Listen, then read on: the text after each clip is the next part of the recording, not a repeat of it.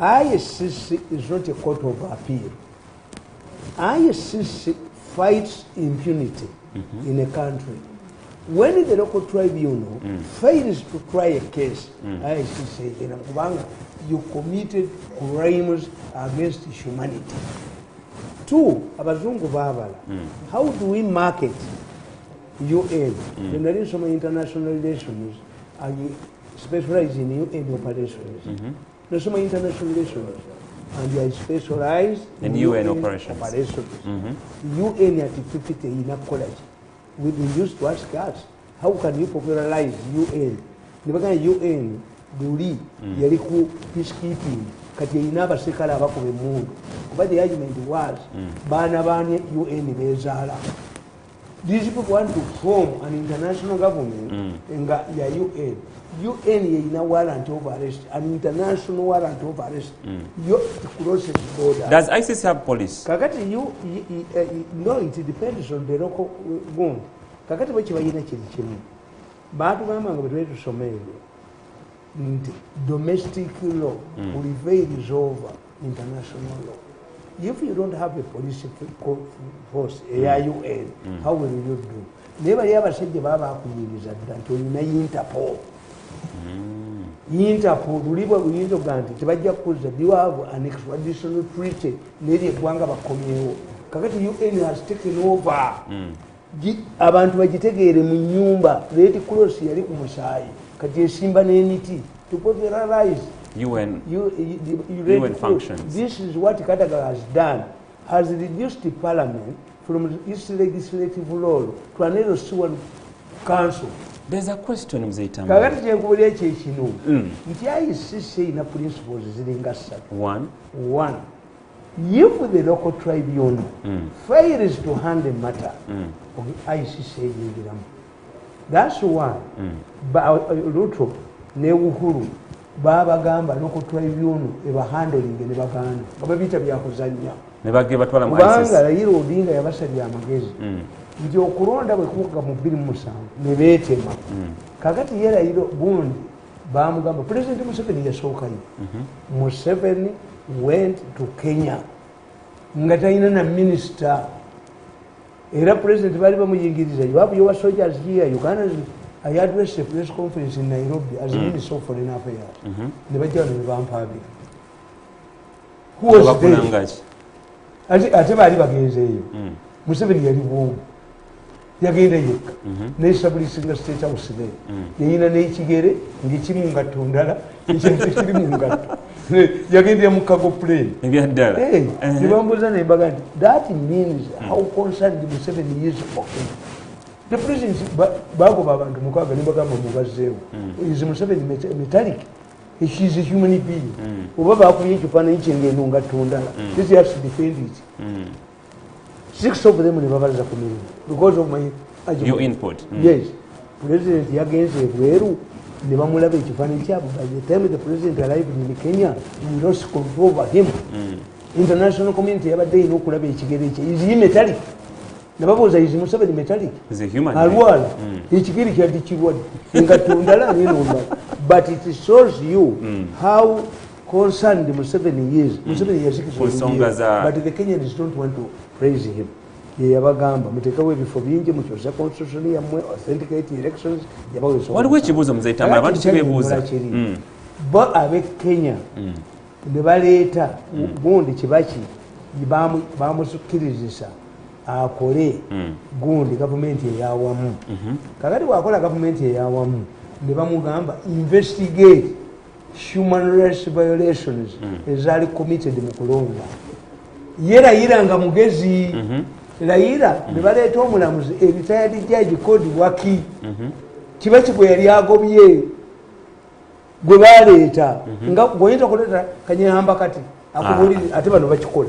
Okakasa Kanyehamba n'embeera gy'alimu. Abalowooza nti bamala okujoga ne bakosobola kujjereka tebakujjayo nti ojja kujja obakolere bano bajozi nnyo. Ebyaddala. Yes, bano bakozesa bakuyitayo. This is what Kibaki did. Kibaki got a retired judge called Waki namuwa okubuuliriza violations. Kati this man nakwata amanya mukaaga n'agateeka mu bbaasa n'agawa UN. Omusajja waliwo omukyala nga bamuyita Kaliya Martha Kaliya yali Minister Justice ne bamugoba nga tebagala local tribunal. Ne wajjawo omusajja mulala Kironzo ne prominent lawyer bamutya ku faamu ye tebagala local tribunal, but they ended up in Hague. Why is this? Because the local tribunal failed to handle the matter. Museveni wanabasevinga nyo babbe Congo bakisangani. What did Museveni do? Yabaterawo akachiko ka porter. There is a local tribunal. The moment there is a local tribunal, if this man, commander of the land forces, ngayata abantu mumuwabi, if the local tribunal fails to handle him, then it can be ekibuuzo kiri nti is ICC badge creating for the African for Africans. Bush yalumba Iraq. You saw what happened in Iraq. Member. America is not a member of ICC. These excited Africans bagenda yo. I always tell my children, ndi mulowooza akamaso kateeka kenyama mba njagala mmese. Ndi mujja kunga nti dad ayagala nnyo emmese. I want a rat more than you people. That's why I deserve a piece of meat and I put it on a trap. Njagala kukwata mmese. Kakati ICC, America teriimu. Why? The American Constitution clearly states no American citizen shall be subjected to foreign law. Teriimu. But why is it so active kuba Africa? Why? Kati bw'osoma UN tujina kye tuyita the role of essentiality. The role of essentiality means that if the United States of America is not a part of any UN activity tambula until recently, until the influence of the Chinese, UN yabaddewo nga America etakemu sente mmeka. Kivola nti ono Trump yagaa nti we have withdrawn the World Health Organization. China ne ganze zitaddewo. Kwa kakati mukaka ku mukaka. Kakati League of Nations bwe ekyagikola kusingisa bagoba Italy ne Japan mu League of Nations. Kakati bana bakola UN baga nti no. Let us create what we call the law of essentiality. Abemmengo kibazanyirako nti at independence Buganda was given all concessions. Why? Buganda at that time it enjoyed the law of essentiality. You could not. What was the law stating? And you could not forge a strong Uganda without Uganda. Uganda had declared independence on 8th October 1960. 60 or 60? Anti mumuli kweno Buganda yerangirira nti yefuze mu 1960 on 8th October. Obote Uganda yali egenda kwefuga mu February. Obote nayagala abakwatire ku kino abemmengo ne bamugamba nti batusekerera nti tetwefuga. A committee to organize Buganda's independence, was appointed by the Kabaka. It was composed of Godfrey Binayisa, Mpanga, the father of this Mpanga, you see Mengo, Kalema, there were 4. They were given £300,000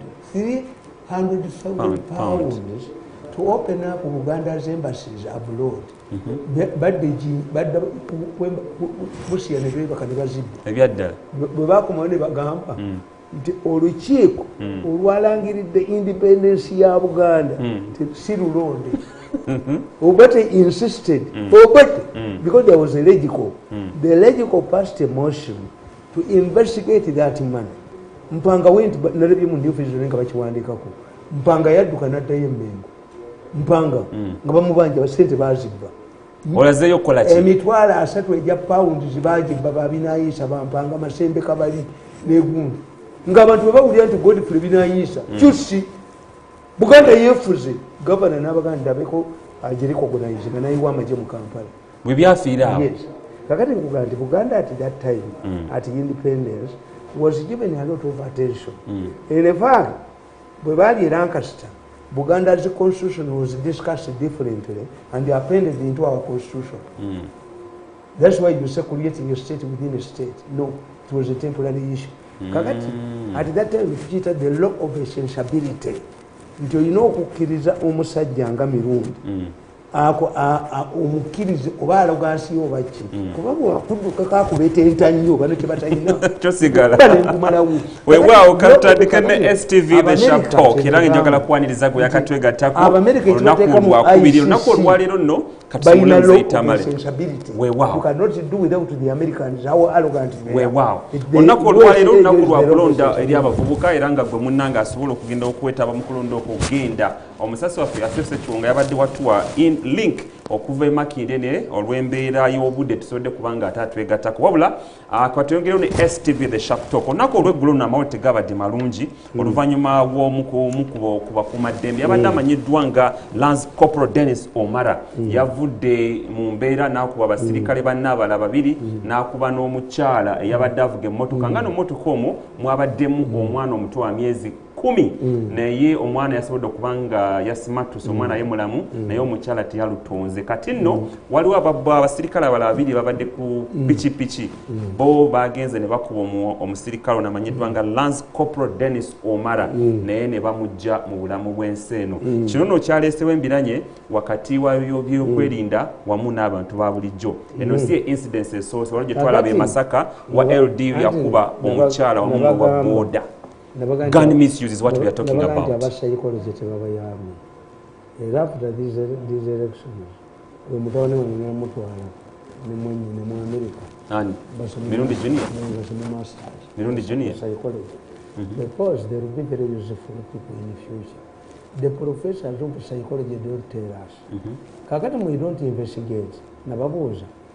Nti omusajja ono ow'oku supermarket eyakuba omusajja essasi mu kamwa nti amuvumye mwamuyinvestigangako omuwala nga and the question still stands what happened baali bamusasudde omusaala gyakola yali asula mu family ki yali ayina nyumba ki yali ayina bizibu ki the psychologist will tell you will investigate further nti omusajja ono gwe batraininga okuuma supermarket does it mean nti akuba abantu amasasi? No. You must tolerate abuses. What about a woman who works in a bar? Bodi na mukazi wono mutwala mu bar no kutegeera nti bajja mutigatinga. Omusajja yinza n'ogamba tinywanga nkutunuddeko. Nina kusasa. Why do you take your wife to a bar? Bajja mukwata. Kakati aba psychologist chebatatuyamba nti omusajja oyo mwalowooza mbu yamuvumye. Omusajja yinza okuba yajja n'ebizibu bye okuveeka. Who was there? Who was there? How many times do you see these soldiers nga babatwala ku psychological good? Really? According to amyuka omwogezi w'amagye Fande Deo Akik yavuddeyo n'afulumya statement n'agamba nti bateebereza nti omwami ono Lance Corporal Dennis Omara yabadde ne mental disorder. Mutwala mu bantu. How many do you check up? The Americans abavudde mu Iraq bakuba bannabwe amasasi. Waliwo omusajja sijja kumwogera kati mukulu naye president yali ggulu agenda okuwulira nga emmundu evuga mu ggulu omusajja ne bamukwata nti tindosa olutalo lwa Coneruwet. Yes. Nze mbeera ebweru n'abasirikale abo. I talk to them nange embeera y'ebweru. Nolunaku lumu nalaba eyanga maani nga bamundeetera ng'ali ku benzi yange akaaba bw'ati ng'abadde ki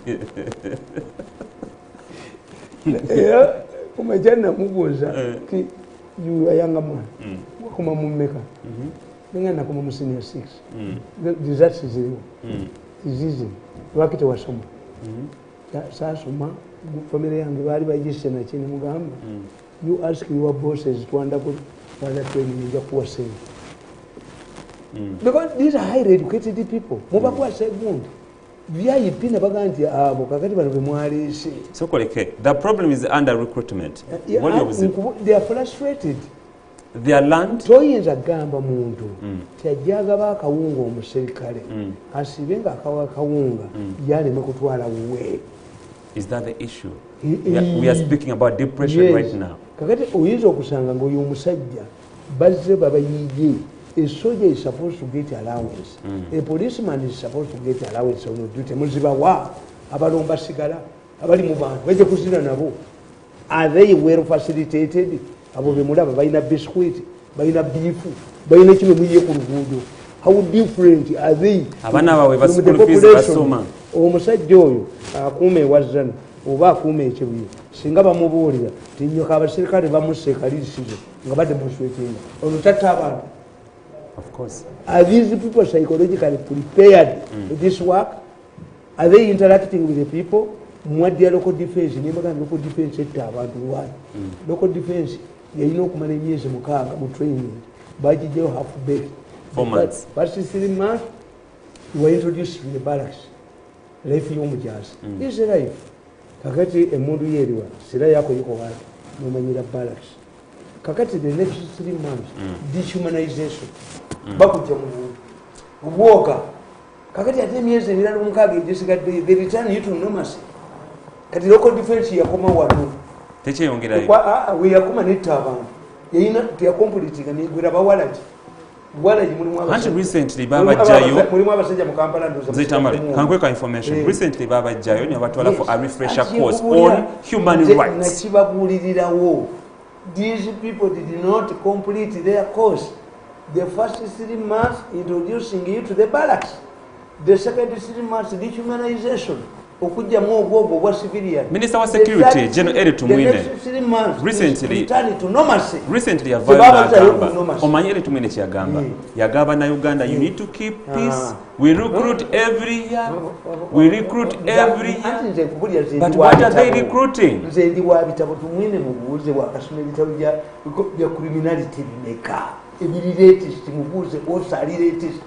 Before he talks, I respect his rank. This is a psychological problem. Someone will come with Gina. Nyerere, we buy one of Tanzania, Abadi used to no life, or could be simu. But Omanita Tanzania, Batanaka, Kubaredi, or Quatabacas, or could be Sao.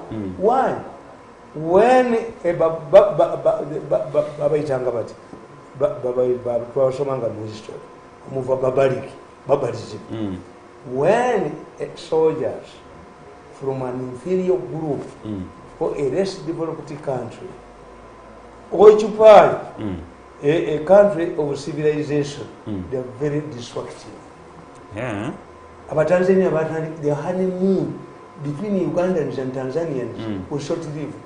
Binaish and I can even sue any human rights group you get up Tanzania. But I get the south, but I go radio because our society was above. Okuva mutukulu okutuka emasaka bakuba ennyumba zonna ennungi ez'amategula nga beewaabwe tebamanyi nti private person abeera n'ennyumba ennungi. Mzee Tamale, I know you don't speak for the army. Naye njagala kwebuuzaako bannayuganda be tusindika mu mawanga nga Iraq, Afghanistan. Yes. When they come back here, what happens to them? Abo twalibadde tubagamba nti they have overpowered the soldier ne bamuggyako emmundu. So they should know nti abo tubalina abasobola okukwata ow'amagye ne bamuggyako emmundu. N'olwekyo abaserikale balina kutambula mu gurupu z'abantu nga 10 and highly trained people kubanga bali bamanyi nti batya mundu. Museveni's contribution to Ugandans, demystification of the gun. Tuje edda mu kinaana ng'omuserikale alekawo omundu n'akwata omukazi nga bba wange tunuulira ate nkikwatako. Ebyaddala. Kakati tudde tikiriiyo demystification of the gun. The only, in many cases, what's the difference is the uniform. We have highly trained people who are not in uniform. Kakati society, about psychology, we need people planning. Do we have that happening in the the professors of psychology tebali wunda bagamba nti abasajja bano bemulaba bakojja kimbo wabaani ekibagaggawaziza bonna bagagga abantu bali ku habo zirubalala kiki. Sex is a psychological problem. Why can Muswati? Why is it that King Muswati marries every year? Libido weri abana baba yo mara okuzaala ne bawutwala mu ssomero ne bakola ki kati yo mulimo gwogwokka sanyu kuba bakazi b'emapeezi gwewasa babiri ng'oli mwavu olabi aba wase bonna bakuddukako. Sex is psychological. Toyinza kulowooza nti omukazi mwalidde ekikomando nti owaayi zokoka okuba emmese gwe olina amaanyi agakuba emmese nti abaana batudde. On a serious note, bw'otunula ebyokwerinda security institutions the Basanis have taken over the role of professors of psychology This is why I decided, the professor of psychology in Nabagam, President Museveni at one time remarked, psychology can be headed prison wardens to identify a stubborn prisoner or somebody who is going to escape. Somebody who detects you, not to get a mind into get up to look. Psychology is very important. But how can you make yourself important if you don't come out to guide the society? That would be, in fact, the Kababuri, Umrembe Guamin, Mugana Baraxis Amajezona, Muanimu Ekeresia, Muanimu Kadisa no Misikiti. Bicharim. Auntie Maurida. If the Yami had the champions, Kakane Webuza, if they had Katuari watch. If they had then Katuari watch. I got champions, Varim, Mugun. Bano bwebajja ne bagamba nti no soldiers are divided abasomerere n'abasomerere n'abasomerere ne babijjo but they when you go to a ministry time there are churches church buildings mungulu one although these are soldiers but they need spiritual guidance kakati mumwe do you have doctors of psychology abasoma psychologists mumaje to detect such incidences, Mumuntu in a mental illness. They have to be checked before. Population,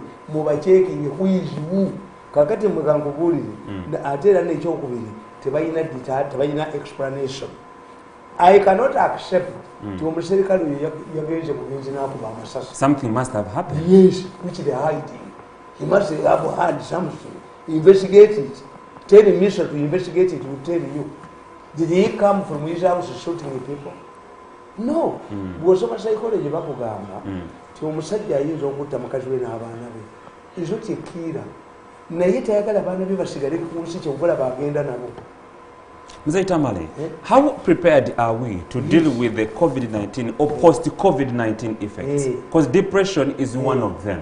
Bwekibanga kiri mu bantu ba bulijjo katingedde mu maje. How prepared are we? Bagamba nti bw'ogamba the COVID-19 atabudde abafumbo babbirewo ssente non-government organization. Where are these bafumbo?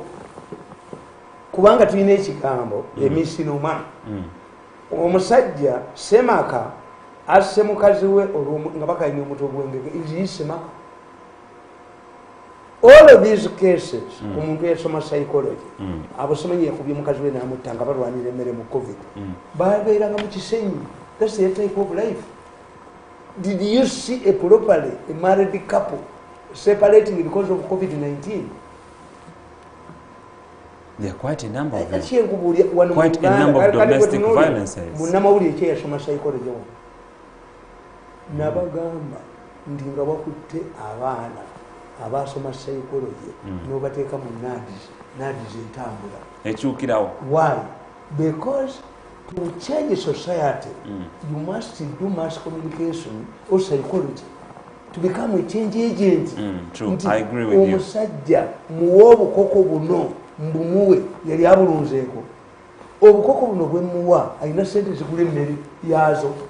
Omuwadde ensigo talina kyakulya. When ono bwe tuba tukola change agent tukugamba start with a progressive farmer. Toyinza kudya muntu mbusendire cow ente bwemala okuzaala ate ennyana ogiwoonu. What's the motivating factor to human being? Uweza ante nyingi ate mpeza ate ezadde omulala era sendire cow inafa. Why? They don't have a psychology. Amaliriza kitunzi. Wow. Ati nkugambye onaakolera ki nti after some time ajja kusika zente. How? Nte njagala nunde mpeze nkole ekiraalo. But I cannot help you to get arrogance y'abano nti gwe company oli akola company ye bamuwe sente asasule ku TV asasule ku radio ye Mirundi abeere mwogezi. Who tells you nti ndeete Dombo ng'ofono waali Dombo ayogera ddeyo ye Rogers Mulindwa asigaleka abakolera ku bwereere. Rubbish. Temumanyi human nature and human behavior. That's why you have arrogance. You study the character of somebody. I don't batter my wives. Why? I don't want you to batter my daughter. era emmotoka yange bagimanyi mu Miransozi esula mu Fulutanka Land Cruiser Fulutanka n'embazi Kasanku muwala wange ankubira essimu dadi gundi mutata gundi ankuba bwogana okugula onkuba nambazi kati ate omugenzi Kasirye Gwanga yati yali akiwakanya ekyokubera n'emmotoka ngeri mu Fulutanka anti agamba nti oyinza okulumbibwa ne bakutta ne batwala emmotoka yo kitegeeza amafuta gonna abatakisi abavuzi ba takisi waliwo emmotoka gye baleeta ewaka ng'erimu amafuta abaana bo bagivuga ekiro nga weebasa baleeta nkalu that's why esente zisooka okuŋŋanyizibwa ku maisha akyama ku petrol station is a strategy kakati ate nze strategy eyange nze sirinda ewange tebayinza kujjayo kuba waliwo oluga waliwo nuclear nakolemitawolo zange zirimu pipes zotategeera nze nzire eno bwe ku beesi yasitire nninya automatic nga bwaboliye Makerere until our professionals come out the professors of psychology would write to you. You would have a team of psychologists in the army ne babaga nti abasajja bavudde Somalia nga bali ku tension bw'omuleeta mu Uganda omuli peace akola oba he needs retraining to cope up with the new environment. Yes.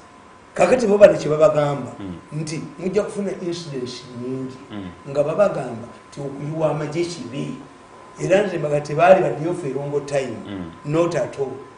Embwa kasogimanyiza abantu bakabutwa training embwa bakugamba jo trainer wayo akugamba mbulira abantu basatu begenda okumanya siri kakati why the science is mbagamba ebigalo byammwe bimuteeka ku nziki if everybody opens ng'ekigalo si kya muntu is it rocket kubanga bali abazungu abaleeta ebigalo ebyo omusajja abeerawo akola essaawa 7 eyazze ku reception essaawa 7 munne najja ekitegeeza nti muyina ba receptionist abo basatu nga bakola essaawa 7. This is why our people in US in America bakola sente ti every person must work for 7 hours ngafuna $5 oba 10 buli saawa tubula balina emirimu mingi kakati mmwe kasamubanga ekigalo kyammwe tekuli omwakirina ayuko take your office kubanga you cannot have somebody specifically abamu babimenya dda ebigalo byetaaga responsibility nti akirina ayina okubanga akola ki nga waali kakati yes lwaki basojazi baffe tebasse bantu mundu kubattirawo kakati erokoti maaso eya buti is lenient tuyinza kutubuulira musibi ow'amagye yassa abantu emyaka 10 omusibi bamukuba amasasi abantu 11 kati oyo buti egundi ekoti maaso agisse the soldiers babadde bamanyi you rape a woman we kill you you kill mwana yinche we kill you kati koti maaso ezimu byakuzannya era President Museveni yatugamba nti abasajja abanyankole banyi omwegerwero ne batamye ne batta abaganda b'ebbaala nti mukuwe muhwezi nagadi we under the influence of the Museveni aganagana amateeka ga muhwezi why abantu bano bakiriza nti bali tebasobola kutukiriza baligambye bano babonye kuba banyankole baba kubaki wewa tuve ku nsonga ya gun misuse and violence nenga I think that's a valid advice. Yes, before these people are deployed in the population, they must be checked. They must be prepared. Nearly around the dark, all of the soldiers who came to Uganda, Navazaim is training. You cannot just bring a man from Mogadishu, no more need situation ya Mogadishu, si yawa. We wow. Yes. Nyongero kwaniriza gwe yakatwega tako ku STV the Sharp Talk tukyatambula ddala manga tugenda maaso ne program yo josingo okwagala ne muganda omuba mukwano gwammwe Joseph Tamale Mirundi nenga twagatulira ensonga bwe zigenda maaso mu Uganda tunulire kati ku nsonga y'ebyokulonda muzeyi Tamale ebule olunaku lumu lwokka tubenga tulonda naye waliwo tension genda maaso n'okulinnya ng'abantu bagamba the deployment gye balaba ku nguudo abantu batandise okutya abantu batandise okukwatamu ebyabo bafuluma eggwanga abalala badda mu byalo. What is all this for? Bitegeeza ki bino? Nze nina omukisa nti ndaba abantu abo nga boogera. Bano they are very worried many people, prominent people, families are but I ask myself, what's the tension about? Because Bobby Wine, as I pointed out, nabo bakyogedde abasajja bakyogedde bagambye twanoonya omuntu because for me mbawulira mbalaba nga bateesa mbamanyi and they know under miso ebyuma byange byabalema okukwata bagambye nti we even tried baby cool okumufrontinga netumugamba agenda asome we even tried chameleon. Mzee Tamale kulanga oyogera bwoti. It's not the first time I hear these things. Yes. Nga bagamba competition yali abantu basatu. Era kyobula chameleon bwali mu resi yaki nga banoonya political weakening gwe banaafuga. Era bakugambye nti we Bobby Wine went tukayibula for consultation. Babino byabo. Let baby cool come up and so bati bamutuukirira. Nze nabagamba nti my first time embiranye bwevaawo. Nze my first time to see Bobby Wine yali ayambadde nga simumanyi muvubuka yajja ayambadde ekisati kye brown ataddeko jangu boot najja nenali ntudde mwaka kyo naŋŋamba nti I have a problem. Which problem? There are people who want me to do something which I feel I will not be able to do. How long ago was that? Ate wala nnyo netwogera nemubuulira nti ekizibu ky'abasajja awo nababeeramu emyaka 14 bakukozesa ne badduka kubaba omukisa gwe balina kyebagamba ti omwana alina maama we waka n'atalina maama we atalina maama we bakuyitogera okulya emmere dduka ono alina maama we ajja mukwogera mundagala. When these people commit offenses they go to the Museveni and the pardon is there. For immunity. Museveni yapanishinga ye tagoba buleza afunyisiza mwana lubuto musomero nkulu wasomero bagoba muwala yenyumuleza. This is how they have survived. Olumala okukujoba ne badduka ne bone bamugamba nakanduka kasasi. So they have their presidential immunity. Ora zatajja nokuli muntu wala yonkusukula enyondo omuntu zinanyimba maji for 14 years. But when I told you they will abandon you on the way. You cannot fight Museveni. After a week, Muganda with Nyanzi Najja, chairman of Nyanzi was a bit clearer. He wanted me to help them to see Museveni, to report these people. Contact is never blocking up. So when these people say, Ntibano bebamuleta America ne bamubabako Yesu yawe is not Museveni. In fact, for me, I don't fear Bobby Wine. My fear is there is a group etegedde Museveni agitegedde. Yamaze n'abazulu awulidde abamanyi. Museveni yabategedde bafamile ye. Nababuuza ne bagamba nti you people look, let us be honest. President Museveni accounted abayazikati. Bakuba yitirivu. They are going to money lenders. Yes, bavu bayitirivu abo yes mwavu muyitirivu. Singata badde mukazulu singata ina kyali. Abantu bampulira njogera nawe Mzee Tamale. They assume nti abantu boyogera kumba manyi. Ninange sibamanyi. Kakati nkubuulira nti Museveni yasibye ssente zaabwe until 24th ng'akaluka budde. Ate n'ateekako akawaayiro akalala nti ojja kutumala kubuulira revenue authority oba badde okiryalinga omusolo for the last 10 years. They are panicking. They have no money. Why? Babadde bamanyi nabaga nti ekibiina kya Nuupu bakireeta Bobby Wine abakunganyiza abantu mu parliament era nabaga nti abo bonna balina kiwala abavuma Bobby Wine tekuli akugamba nti Bobby Wine tasobola bwaka bwa parliament teri akugamba nti Bobby Wine si mubeereza mulungi teri akugamba tasobola beera presidential candidate tebagala bwa president bamuleeta mobilization. They wanted a weak person who could not era batula mu meeting which I have. Ne bagamba besi javeni. Besi natte ekibiina kye n'aleetamu yati omuzanyi wa Katebe. So when kulira ng'oyogera bw'otyo Mzee Tamale, do we have opposition or we don't? Bobby Wine bamutwala mu America. Abamerika be balwana nabo. Si Bobby Wine. Bobby Wine byonga Bobby Wine olutalo takyali mubimu nabo. The problem I know would be accepted.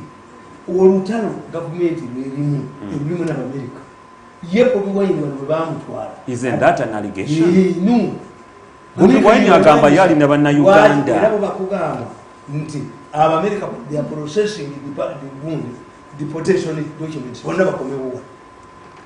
Si Bobi Wine. Bano bakola ensobi. Era nze nababuulira nembaga nti banna ffe nze nakunya mu byalo. Naye tuulya nnyo abalabi boogera oba abatamiivu. Nembaga nti omusajja yabba enkota y'ettooke. N'agitereka. Kakati wabba enkota y'ettooke n'agitereka. Nadda mu bbaala mu kirabo ky'omwenge n'agamba tunaazina tunaakeesa omwoyo guli wamu. Kozi ne bwe yabbyeko ettooke yamugoberedde n'alijjawo. Kakati ono yayimbanga tunaazina tunaakeesa omwoyo guli wamu. Bwe yabbye ettooke alisitebugulu ayina emmezi agenda okola. N'ono n'addamu. Ky'otannali atokyesunga ettooke baabiridde. Baganda communicating in music. When you listen to music or to chita slang, slang aluya yorogerwa. I must understand the slang of the area. Of the integrated. Bachali bangi abageto. Personal management requires you to understand n'abana bo bakuitali nyechi. Ati abana bangi mamiri bampita. Bakuitachi. Ati manyi. Mwenye abana bangi linya libampita mwali. Bali kufunirayo. Mwali kati omusayi. N'abaana bagamba abadde okuzanyirawo mwali kanya omusaayi mwali kuba bamanyi ndi musajja mukambwe niwa nakulya bongo ogamba muzeeyi Tamale olabira abaana abo kumuliraano nga bazze nga nafudde olabira abantu nga bazze banafudde naye kambuze muzeeyi Tamale abantu balowooza oli musajja mukambwe nnyo kituufu oli musajja mukambwe anti nze nina ebintu ebisijoogebwa oyagala tukubagane paka kufa njoga sirina reconciliation. You don't want to be undermined. No, humiliated. You humiliate me, I lose my time. We can fight for 10 years. Kakati nkogamba nti Bobi Wine tunulire ennyimba ze baatukanyuga kulalira twajja na bibimba baatukanyuga kulalira twajja na bibimba in Uganda tells you that when you get in Konyoko your intention kuba muyembe nedda is Uganda says Konyoko is foolish. Why? In Konyoko tujikanyugeremereyo because they cannot throw away something they want which is useful. So the Konyoko is useful, is useless. Even if Konyoko remains in the branches, you don't lose. When you throw it away, it hits in the mangoes, the fruits, and it comes back with the fruits. That was Bobi Wine. That was by Bobi Wine's song. But who? The intention was not to make me what I am. The intention was to take advantage of me. But they forgot. Sometimes people zabuza, sometimes they make a lot of sense. The name of Sebakala, the Baganda say, Sebakala Miriango. If you close the door, a door that does not touch, a door shutter that does not touch the floor, what happens? Snakes will go through the gap. This is Sebakala Miriango. Because the Bajwagamba the Valekaji Eliana Libazala General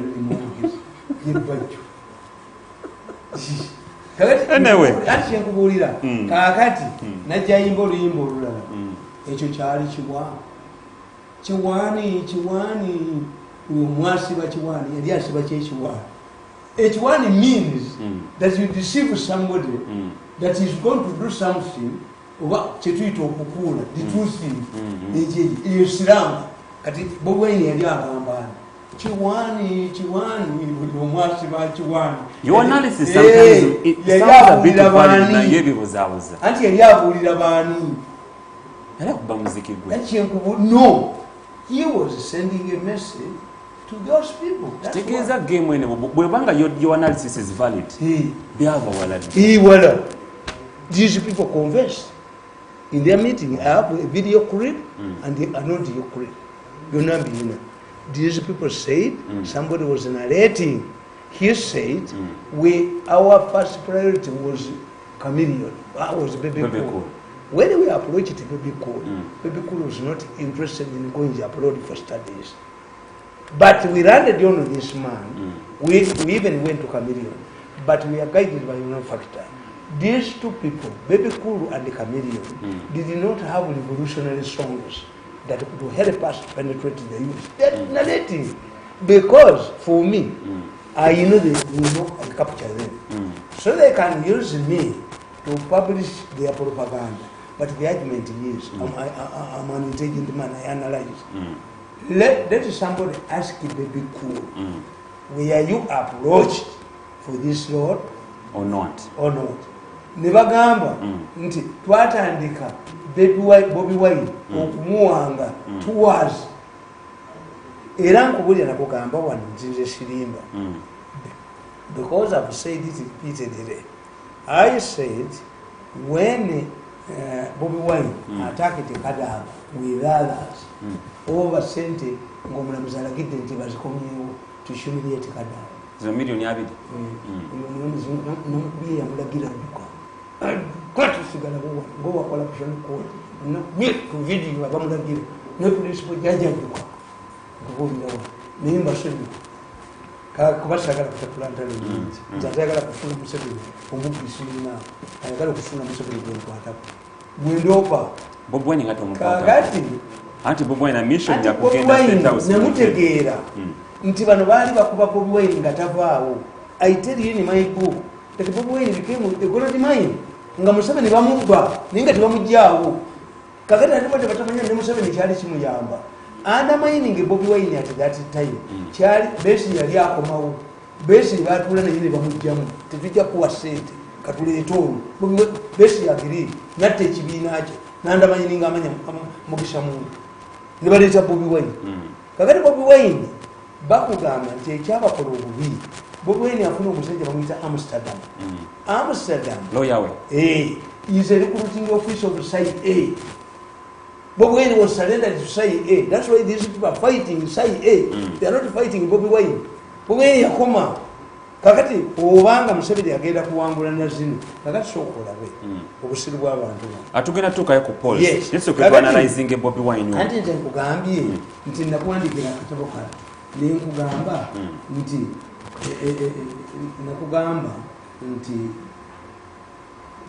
nakugamba nti look what it is nembagamba akatabo soko kabuulire the rise and the making of Chapman kekaliko kati kekaliko akapya akatabo akapya kenawandisa akagenda kufuluma kulwokutaano going back to the board. Going back to the drawing board. Everybody must go back. A deal is with you. Music industry will do. Abamori will do. Political parties will do. Kagani Museveni is going to share. I take it about family about the Bamujamu. The way they will begin to organization that could give Museveni accurate information to Miso. But to Kaboba Jinga. But to Kabafuna Zoom. Miso infiltrated the Zoom. But Miso will be angry what President Museveni valid information. But does it take action? Does it take action? Is a question. That's where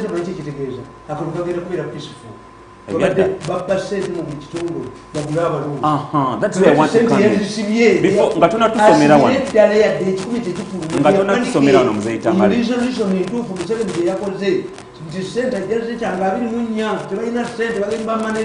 Ngatona tusomera wanene. You operate in Miso that people don't know how it even operates. Uganda akaluka genda kubera peaceful.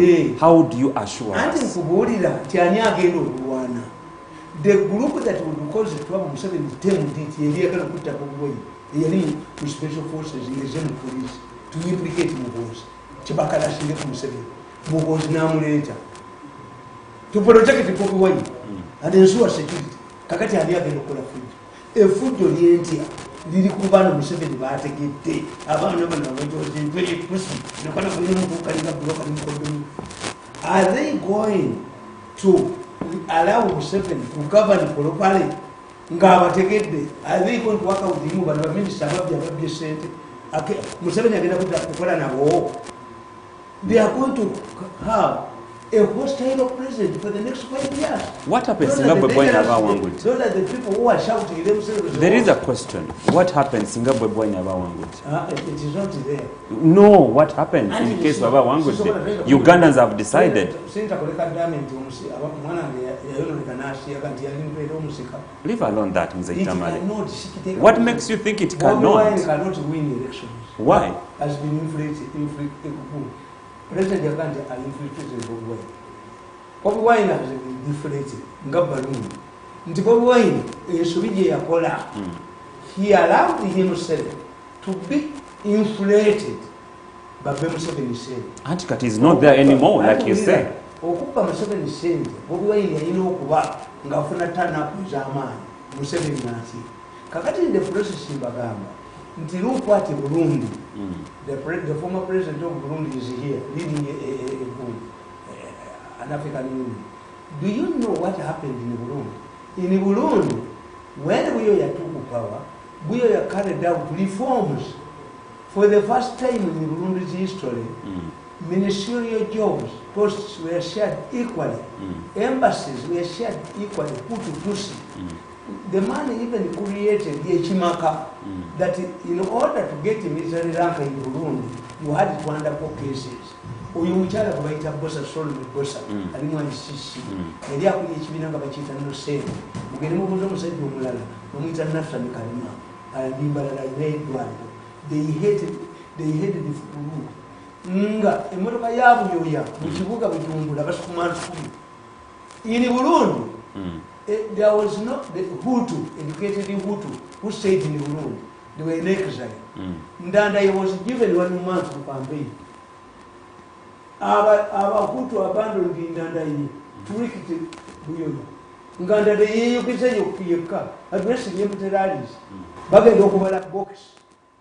Railway Savannah with Jamjara and Takini. Nga Buyoya Nafitini Pase. He was shocked by the results. Why? The population retreated him.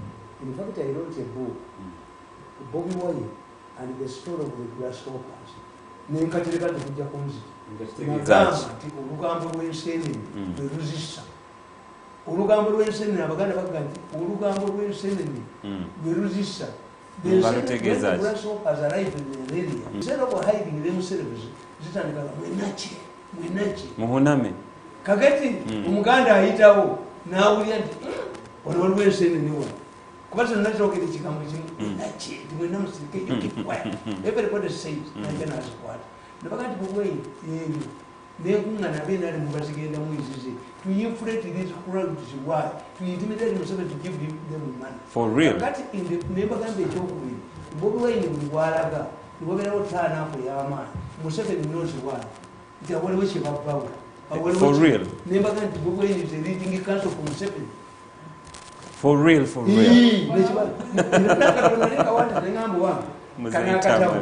Abaana mu tebajja kakkiriza bajja kati mbulira oli ate nabana ababigundu nze mbategeera nenkatereka wakaje kali the good boom Bobi Wine and the story of the pulling crowd alerts your enemy.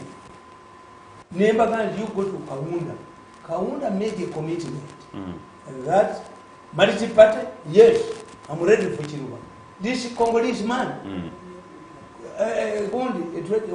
Ampangulati, Chiluba, Kaunda Yamukama to go pieces. You were taking to some, Kita Kaunda, Banga because they are chancellors of the local universities, I know we were home and a PhD. That's why I support the Baby Moore, we are going to talk to himself. I see. Tell me again. Names the Tamale. Bogamati Bobo and Tagenda Wangula Kalukano. Katika information kamu. Waliwe chigambi bwanti yagudde water centers in Nya outside Uganda. Emwe in Netherlands, awali ICC. Okay. Endala eri Washington DC. Endala eri Kenya. Endala eri UK. Okay. This is the first time something of this kind is happening. Who ani alabo mwezi the chairman of the Electoral Commission announces the results. Any person who disagrees with the results of the Electoral Commission goes to court. In fact, we read to Michigan. And that's where I'm asking you, Mr. Tamale. Chief Justice Yalibadi at the panel. Our judges undergoing the training, they must handle election cases expeditiously. The woman, Taina public relations, public relations manager, you don't meeting, you're not a parrot. Chanjawulo chechiri ku Bobby Wine, kuba presidential candidates abalala oba kubaze bantu abaze bavuganya President Museveni. Chanjawulo chechi muliko. The riot is monitors that's crazy. Riot is a war of government. Since in a book in Motoka, first time, they took over from the child. Natuna musirikale wachi. Sino musirikale. Ichengira kasana ita, tumulaba tingenda kuchini mukali. Erukale, bato bisane bifana. Again, naka kofira. Erambo uya kaboga na Mirundi msaje yeka. Asubwe bisa kofira mbu. Nebo ni hokuba tamahoka. Sedi tamashikwala. Obujo. Bwaye nali mukujiri mbu. Mbakole bemwe. Abajoka bali muntu yemi. Ndi nkubye kofira bwangu. Nzembu bali chede. Nenga bo basendo kwambala. Baze ndingwa ya. Wewe kabwenda bayambala okofiro. Bo basatu kobuko. Lwaki tebagwambala? Mole klinga kujoga bantu kino kiba. Bwe ni muone de kokokwa. Mudde mulime kujoga ngabana baba namwe bakakole ebintu. Nafe twazali babakazi. Our mothers don't buy us from good supermarkets. We are not made by a carpenter. How do you feel? Ngekintu kyekiwaleeta nashubali batwala sente twajja kubasibira kuwabanga twajja kubafikirira manzi mulango naffe twagala sente mubaganda mulimu ebya sente balina obujozi mumutwe ne guridi okwerewozaako bokabokala keyensenti kalamajo toli nte yaffe kakugamba nti katono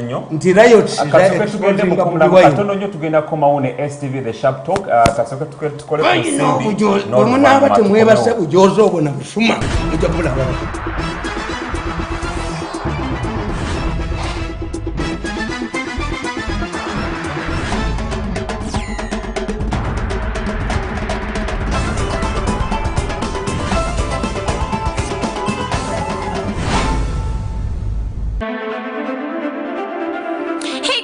Watching STV, select for fun.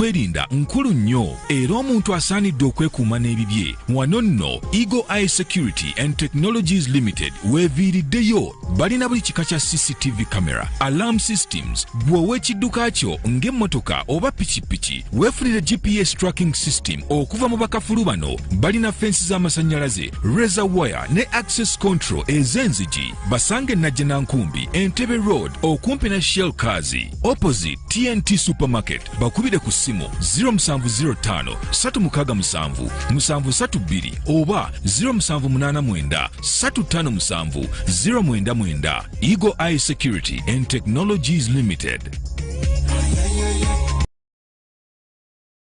What do you need as a voter on polling day?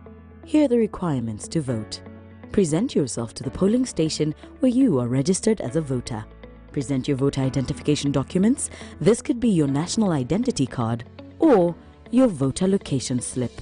If you do not have any of the above, you can still be assisted by the presiding officer to check and confirm your particulars on the National Voters Register. The presiding officer will authenticate your identity using the biometric voter verification machine. After verification, you will be issued with a ballot paper. Proceed to the bin and mark the candidate of your choice using either the tick or the thumbprint. Fold the ballot paper lengthwise as shown by the presiding officer. Proceed to the ballot box and carefully insert the ballot paper inside. The polling assistant will mark the cuticle of your finger to indicate that you have voted. Exercise your right to choose your leaders. Please note that the polling station opens at 7 a.m. in the morning and closes at 4 p.m. in the evening. Please get your polling station in time to vote. Also, please visit www.ec.or.ug for more information on your voter details. This message is brought to you by the Electoral Commission. Hey guys, you're watching STV. Select for fun.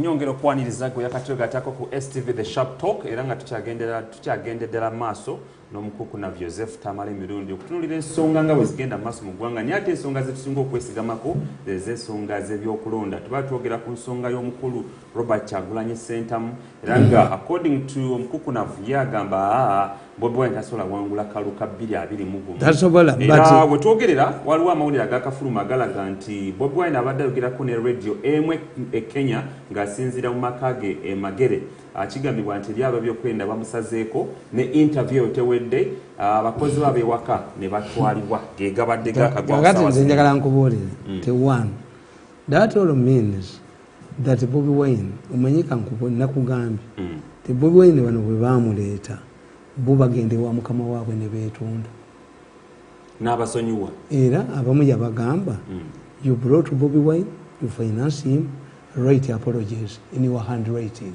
I know even military officers, senior military officers who have been summoned to State House and to write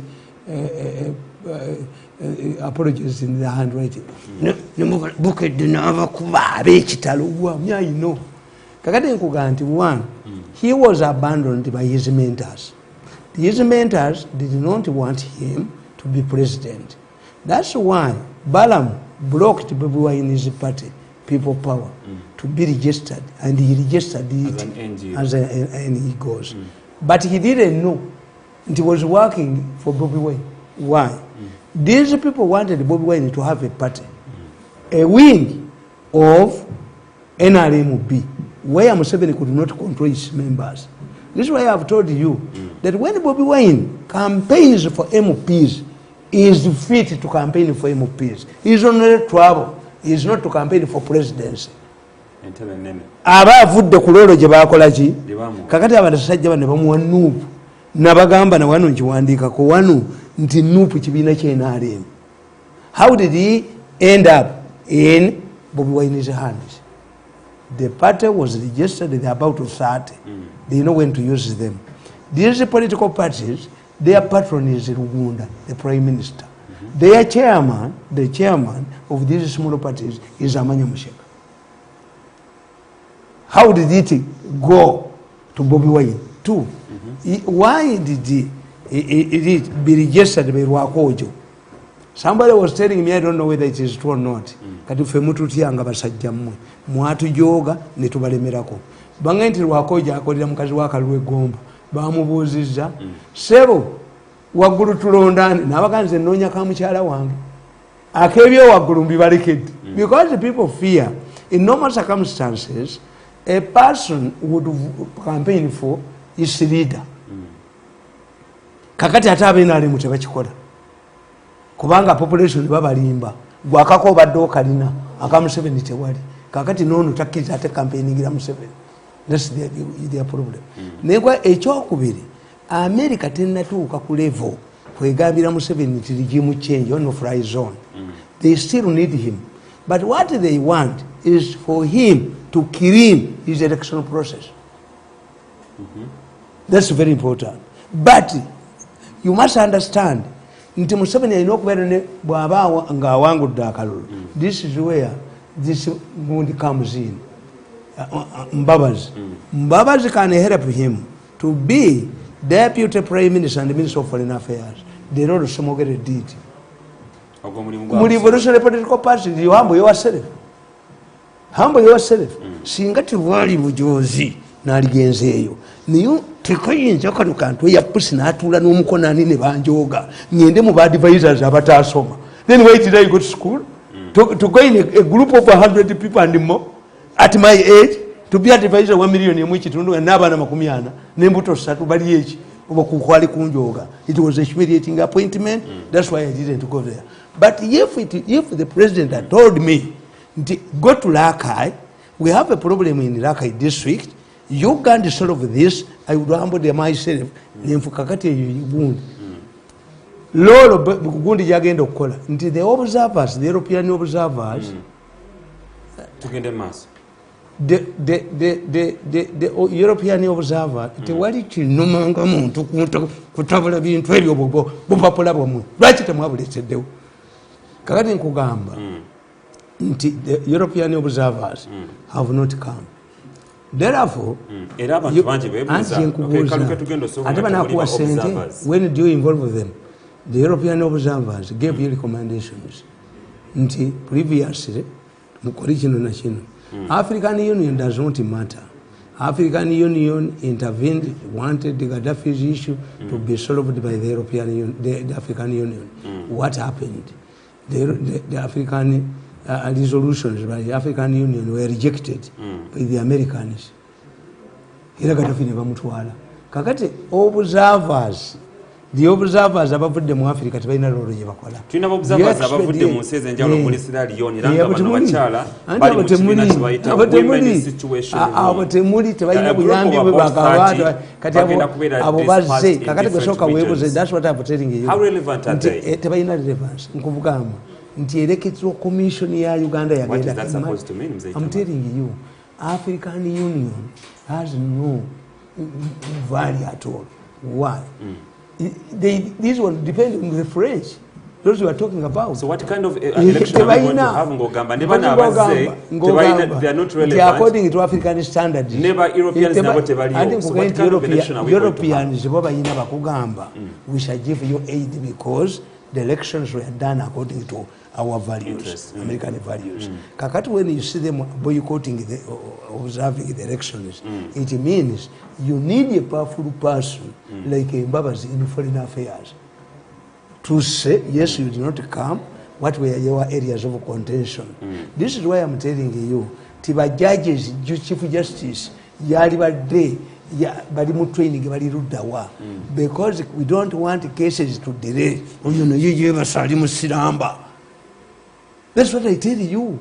Nti muchino kumanya nti what are mitigating Gundi? The mitigating Gundi is the judiciary. If you lose, you go to the judiciary.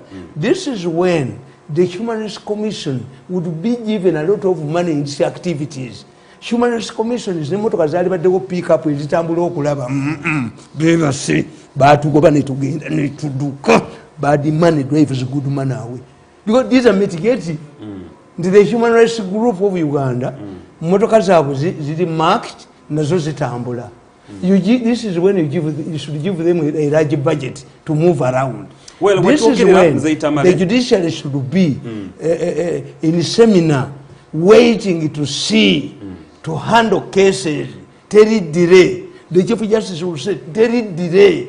we want to handle these issues expeditiously. Nembu mulamuzi yali wadde tewali zoom tewali kakati ebyo bonna bebase. We twogerera Forum for Democratic Change, National Unity Platform ne Alliance for National Transformation bagasse era bali mu lukungaana ssaawa zino we twogerera. Njagala kwebuuza, what do you expect from that meeting? Ante nkubuulira bonna kati bategedde tebali ku Bobi Wine.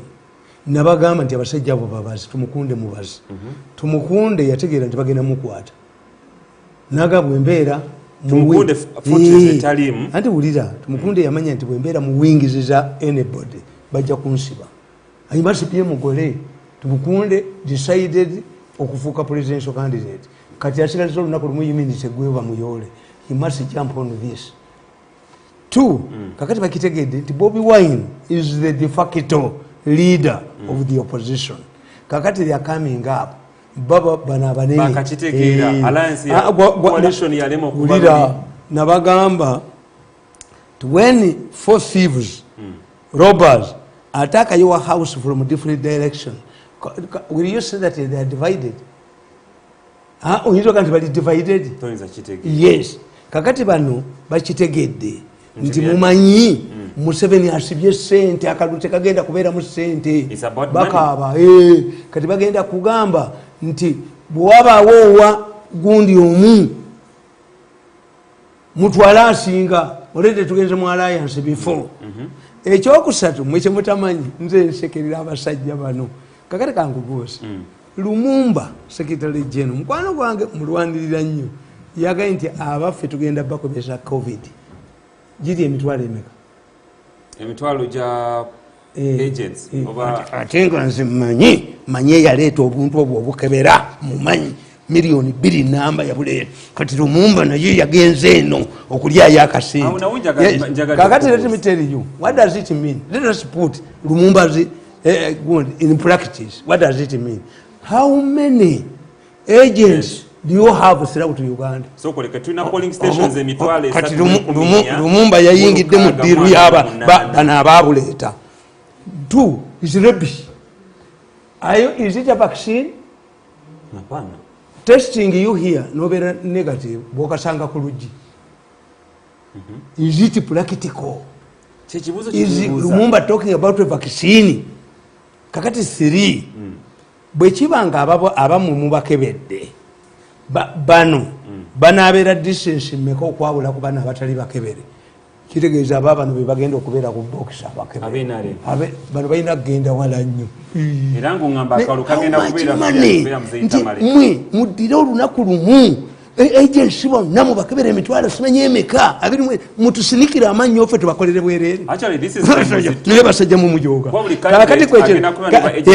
kakati gwe omusajja ono gwokebera ku mitwalo 24 wamuwadde mmeka okukumira akalulu kubanga okolere ono Lumumba akolere ono yaleeta obuntu bwe butesting kits millions naleeta ne sanitizers Museveni nazibulookinga kati alina gye yaziyisizza kakati Lumumba aganti babakebere you are testing me ku mitwalo 24 ompadde mmeka giri 18 nze ompadde mmeka akumira akalulu kati bakubireko mu ngalo mwasoma nnyo mwasoma oyo yayiseeyo balye sente ku gavumenti kati ekibiina kigenda kusasula sente 10,000. How many agents do you have? How many polling stations do you have? Tulina emitwalo 3,468 polling stations. Yes. Polling station itakuba agents. Are you saying that all of the NRM's agents you are going to bring will be positive, manya negative? It requires testing another person. And we do not have time. Oyo yalusediruye ngajirukira mu kibiina mbu abala bajja bakolera bwerere ngo yalusediruye eya testing billions. How many polling stations do you have?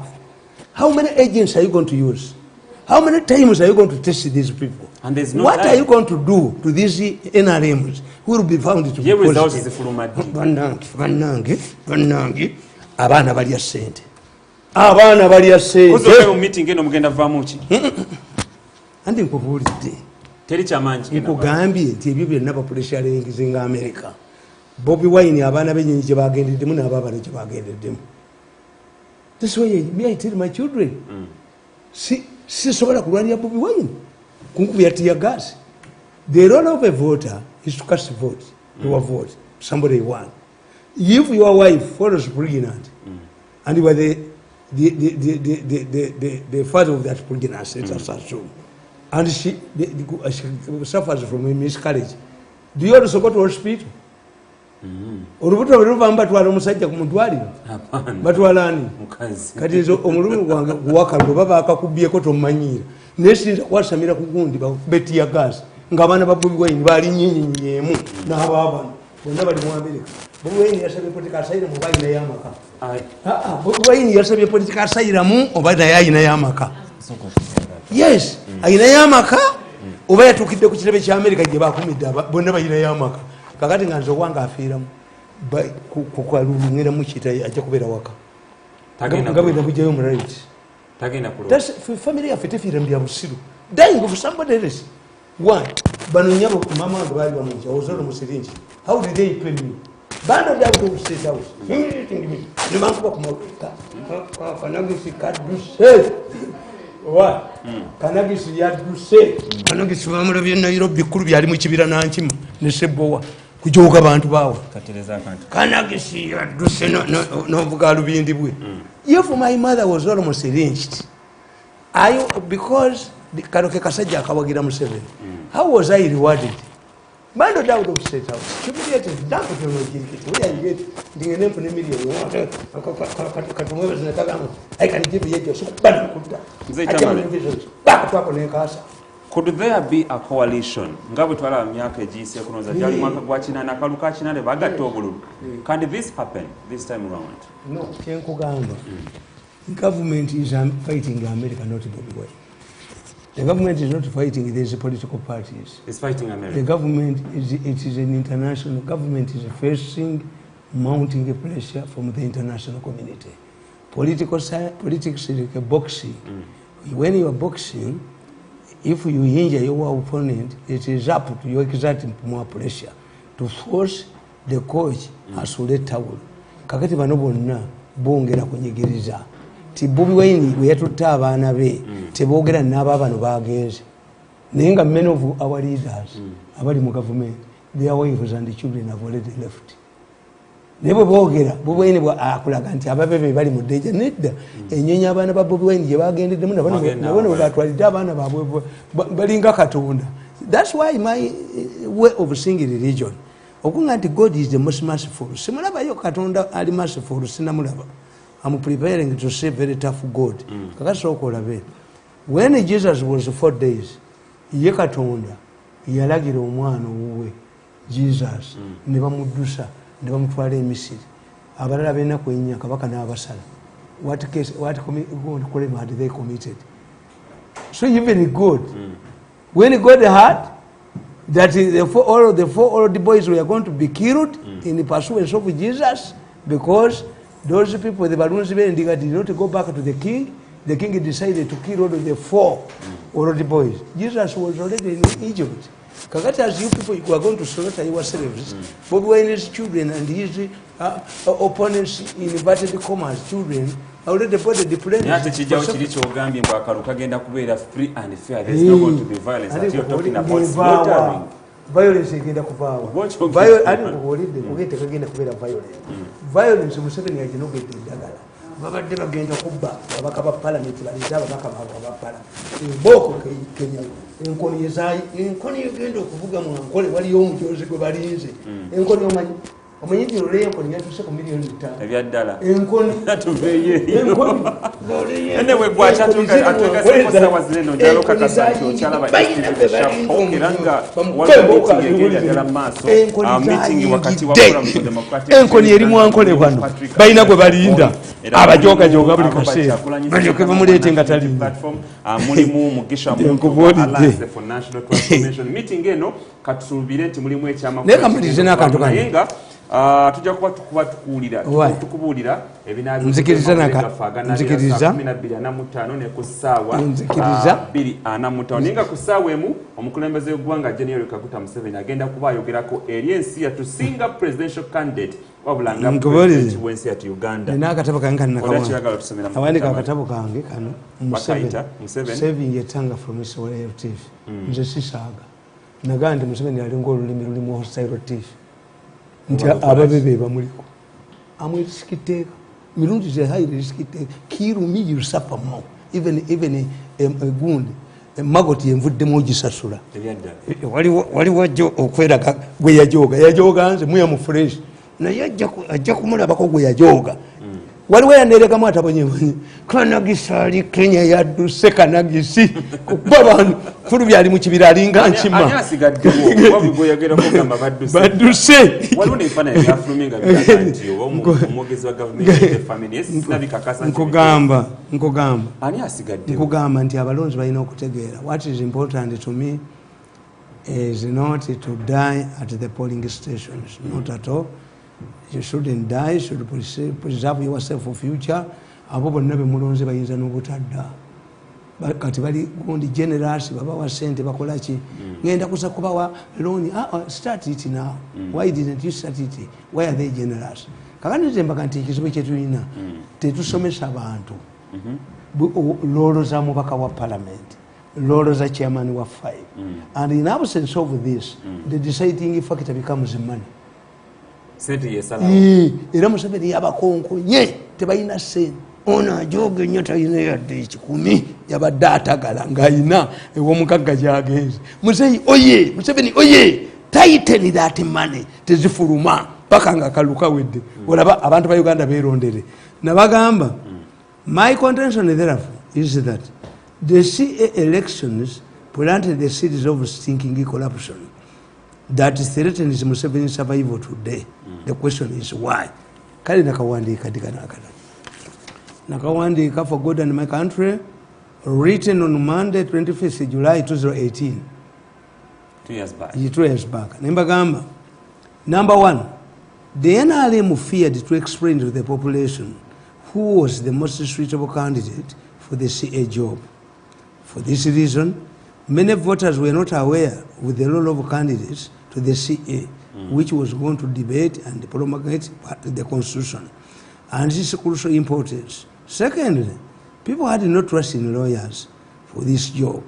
Haji Moses Chigongo had performed well as a speaker, a job earlier considered a preserve for lawyers. It's not surprising, therefore, that in the race for CA, the late Zimula Mugwanya defeated Justice Remi Kasule, who is now retired, who was the president of Uganda Law Society. Abantu bali tebamanyi over the two Zimula Mugwanya ina diploma mu kukola sabuni ne Remi Kasule president of the Law Society who would be considered by the population to go to discuss and debate and promulgate the constitution. Yali badde lawyer. Abantu bategera lawyer. Government deliberately did not tell them. There was even a law governing the CA. Even if you don't understand English, they would identify for you translators. They were targeting illiteracy. Since voters did not understand the role of the CA, they perceived it to be another parliament where everyone can go, and it shouldn't necessarily be lawyers. The CA would have been dominated by lawyers. That's why our constitution, there is no constitution that has the volume Uganda has. A constitution is an explanation. There is no constitution that is not complete in the process. In Uganda, you have a constitutional review. You have 3 types of democracy. Types. The types. One. A political, multi-party, a single party, a single party, or and any elections. Other democratic. Where do you find this in any constitution? A constitution finalizes. There must be a constitutional review commission every 10 years. Which type of constitution do you have? So it was not done by lawyers. So what kind of constitution do you have? It is people assume that we have a constitution. It was experimental. So anyone can enter. Yes, I can understand. Americans amended their constitution 10 times in 10 years. But it was all about human rights. A constitution expresses America ina mawanga 5 mu America. Constitution kayo katono bwekati. A constitution expresses there will be a road, there will be what? There na ye ejude bweti. That's why it's create trouble for you. Nkugamba. Since political parties were in limbo at that time, no serious strategies were taken to sponsor and campaign for suitable candidates. Kyobulaba nti kati abasinga obungi ba independence. Independence, if I know, what like me, I defend Museveni alone. Why? Since I could defending a stinking corruption. We see the day.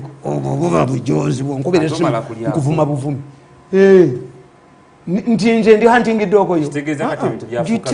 Jitere. Isime jitere undebe, jitere umpulire. Why do you ring me?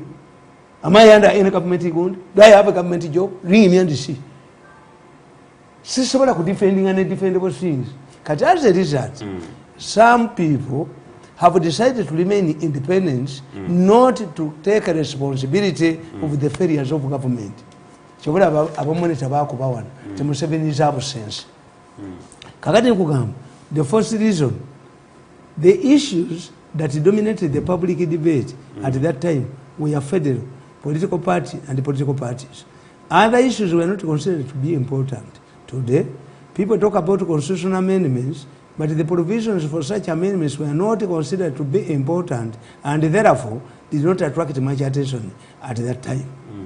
Kakana bino bwebiri nti ababaka bano abantu ba bulijjo bategedde lolo ye MOP ti MOP takola nguudo MOP tawola abantu sente MOP akola ki. That's why they are disappointed.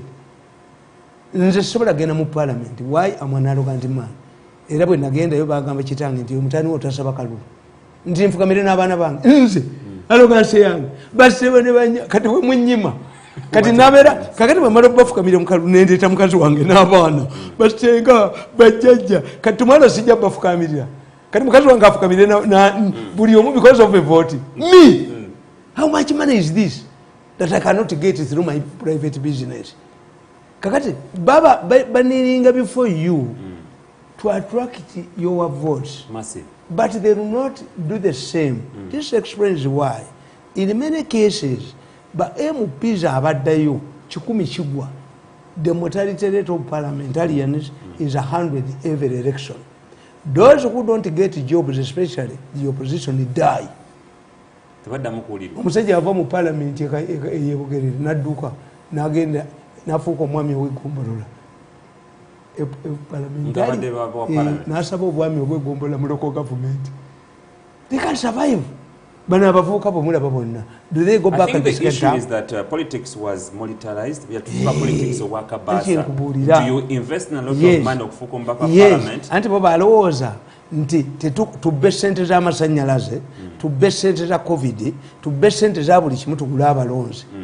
As if toyinza kugamba nti ku mbaga tubbe ennyama naye tubagulire omwenge mbotamiva ayagala ki. Kakati mmane Museveni azikutte tebalina ssente. This is why I'm explaining. It is going to be the most fair election. Why? Mengo does not raise its agile head over federal. Sebo badibo nobo badi abukoze ne bugana akalutafunyemu. This is a time gundi ekibuli wakubiddwa motoka za mutulako. Rwanga is also nzimmanyi kazimba byayogera sibitufu. It is a small matter. I know. I saved the Catholic Church. Baba de Bainane details and that is when it comes to Catholicism, you see me as a Catholic. So, kakati abantu bagenda kwerondera abantu baabwe without federal, without money, without any influence. Abasente jogo libaweddemu, obujonzi bubaweddemu, obubbi buganya okukola bakakasiza nti ojja kubanga osobola okulonda kasita oba nga weewandiisanga omulonzi. Bwe tweyongerayo n'ensonga y'ebyennyanja katono nnyo twakadde akatutwaliriza ensonga y'ebyennyanja. Ebyennyanja babisanze ku mbalama za nnyanja Nalubale nga bifu era nsuubira kisonga eno ekwatako nnyo Sebalamuti babisangako nga bifu. Kansoke nkunyonyola muzeyi Tamale. Abinnyanja bino nno abannema bavuddeyo ne batangaza eggwanga nga bagamba nti kyavudde ku amazzi agaalinnya emyezi giri egiyise emabega ekyaviirako ekiddo kibayita enkonge ekyakwata ku mazzi. Ekiddo kino lwavunda ne kikkira wansi mu mazzi ne kisalako oxygen levels ekyaviiriddeko ebyennyanja empuuta okufa obungi. They're talking rubbish. What do you make of that? Besides talking I rubbish? know a fund that was given to government to clean Lake Victoria. Mbakube the center abaziri. Walo sente zafuluma nga Ne- zakutereza Kanagisi n'avaayo friends of Lake Victoria Kanagisi naye yaddusa ali Nairobi balina gwe balabye afaanana Kanagisi ali yatemye kuli byali mu bibira ali ampirivu manankima ne Sebowa kukubanga bya busiru kakati I know nti ebyennyanja these things must happen. Why? If there are changes on the operation of soldiers on Lake Victoria, those were input ebadde bagibira mu nnyanja killing canoemen inside the lake nga bakuba amasasi ne babba empuuta ne bagitwala empuuta ebadde yaabo abatendalinga ennyanja because I told you they misuse government good policies to benefit themselves. I know all ennyanja zikuumibwa. You can protect a lake for 6 months waleya ne muvuba emyaka 25 naye bano babadde bayinvokinze n'etteeka abazungu baleeta etteeka mu 1937 obutayosya kukalirira byannyanja. Why? Oyina bitwala mu makampuni gaabwe aga factory. We know what they are doing. Naye kakati kyembabuuza. I don't want to assume nti kino Let kiri me mu tell you, politics. abavubi bamwattira mu nnyanja ne mutwala empuuta yaabwe bawidozi baabwe n'abaana bwe basobola okuba Museveni akalulu. It looks impossible. How? It looks and sounds impossible. Yes. Naye ennyanja mugibaddeku mwe Mukasa. When did you become Mukasa? Mukasa w'ennyanja. Mukasa is the head of the goon. Mu Buganda. Mu Buganda. Ne Mukasa ng'ayogera lulimi ki Luswayiri. Mukasa yasoma ddi Oluswayiri. Omuyita yava Zanzibar. Ne bajooga ensi yonna ku nnyanja ne bakuba amaato g'abantu nga teri abagambako. Kakati ate badduka beefuula. No! Baliyo ddeko abamu ne babakuba abaserikale abo ne babakuba ku lubalama amasasi. Ensi n'eryoka esanyuka. Yes. Are you attributing this I've to been that? saying this. Nze nategeererawo. To these people basuula Museveni. Why? Toyinza kuba n'otawaanya butale nga nnamugwanya n'ogamba ababodaboda mbu balina obubiina bwabwe buliko emizindaalo ntugenda kuleeta kati eyali aleeta baasi 10,000 yadduka dda n'ebikooyi bye yadduka oyo tayogera yeekwesi eyali aleeta baasi 10,400 ajjako abantu emirimu bamuwenga biliyoni 6 mu state council is hiding. But the president was clear. yadduse kati talabwako ate ffe tugaana ki ffe tubagaana ki mubaleete mbajjeko emirimu kati mulwana nabaki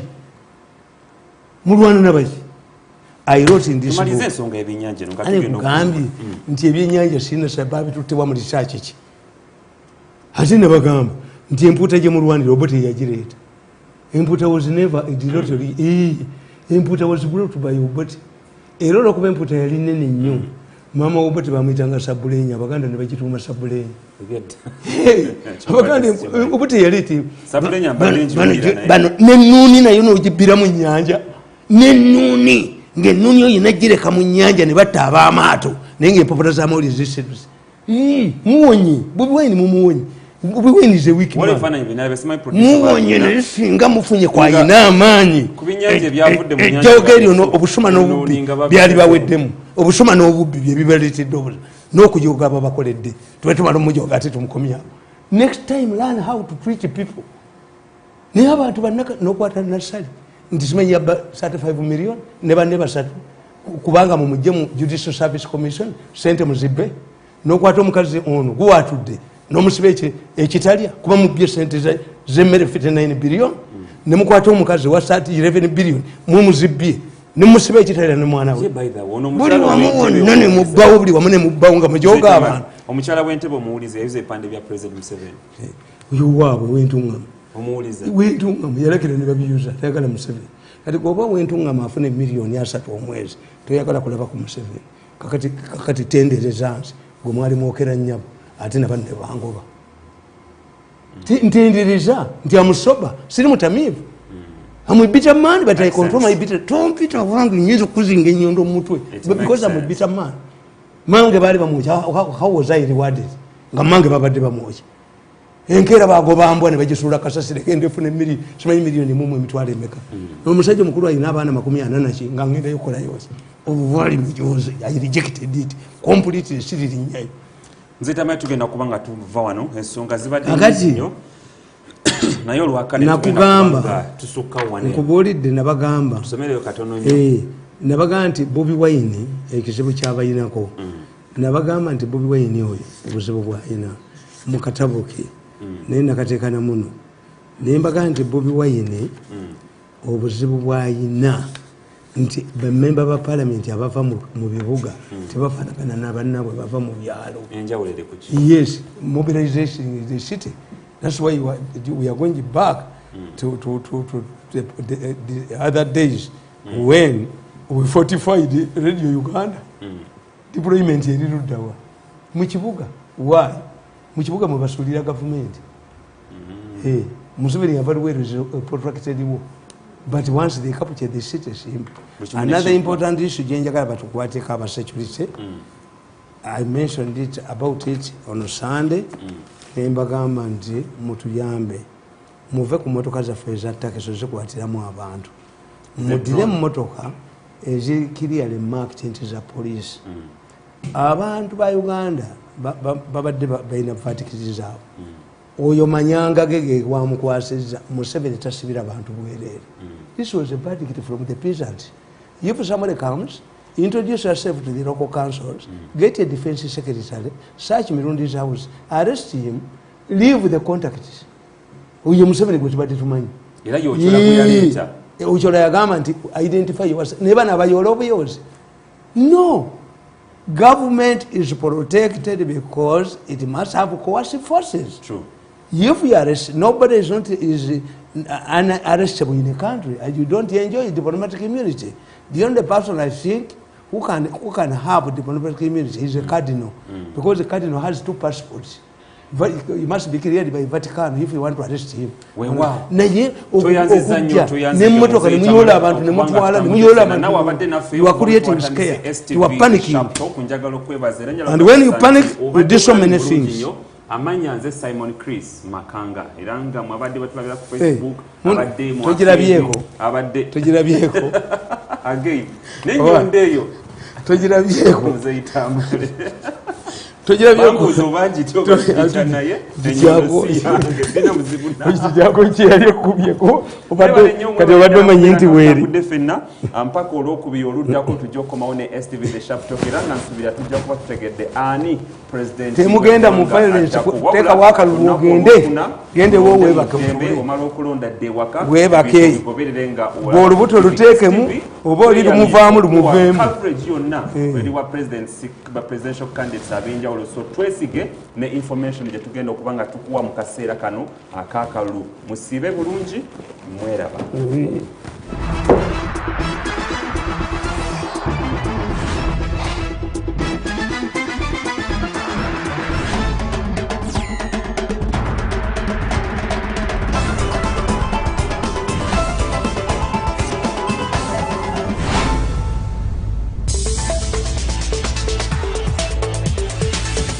Ebirowoozo by'owulidde mu puroguramu eno si bya STV abakozi baayo oba n'abagiddukanya wabula bya muntu ssekinnoomu. STV erungamizibwa ekitongole kya Uganda Communications Commission.